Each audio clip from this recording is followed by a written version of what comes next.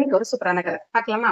இன்னைக்கு சூழ்நிலைக்கு தேவையான ஒரு கதையும் கூட. ஒரு ஊர்ல ஒரு சலவை தொழிலாளி இருந்தாரு. சலவை தொழிலாளி கிட்ட நாயும் கழுதையும் இருந்துச்சு. ஒரு நாள் சலவை தொழிலாளி வேலையெல்லாம் முடிச்சுட்டு தூங்க ஆரம்பிச்சு. நாயும் கழுதையும் தூங்க ஆரம்பிச்சிருச்சு. அவன் தூங்குறப்ப பாத்தீங்கன்னா திடீர்னு ஒரு திருட வந்து வீட்டுக்குள்ள குதிச்சு திருட வந்துட்டான். இந்த சத்தத்தை கேட்ட உடனே கழுதையும் நாயும் எழுந்துருச்சு. சலவை தொழிலாளி நடக்கிறது எதுவுமே தெரியாம அசந்து நல்லா தூங்கிட்டு இருந்தான். திருடன் தயங்கிட்டே பொறுமையா உள்ள வரலாம்னு நினைச்சு பாத்துட்டு இருந்தான். திருடனை பார்த்த நாய் குலைக்காம கம்முன்னு அமைதியா இருந்துச்சு.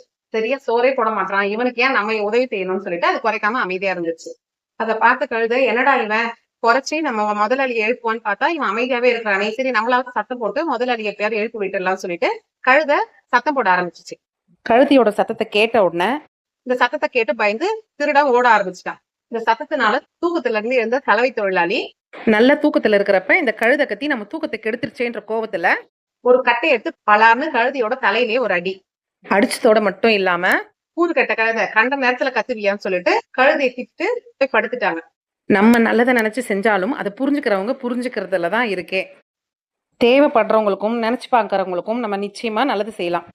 நன்றி கெட்டவனுக்கு உதவி செய்யறதும் ஒண்ணு, நம்ம சைலண்டா இருக்கிறதும் ஒண்ணு. நாயோட வேலையை நாய் செஞ்சிருந்தா அதுதான் சரி. அதையே கழுதை செய்யணும்னு நினைச்சா இந்த கதை உங்களுக்கு எப்பவுமே ஞாபகம் இருக்கட்டும்.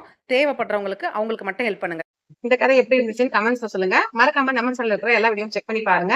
நம்ம சேனலுக்கும் சப்ஸ்கிரைப் பண்ணி வச்சுக்கோங்க. நம்ம சேனல்ல தினைக்கும் வீடியோ வரும். தேங்க்யூ ஃபார் வாட்சிங்.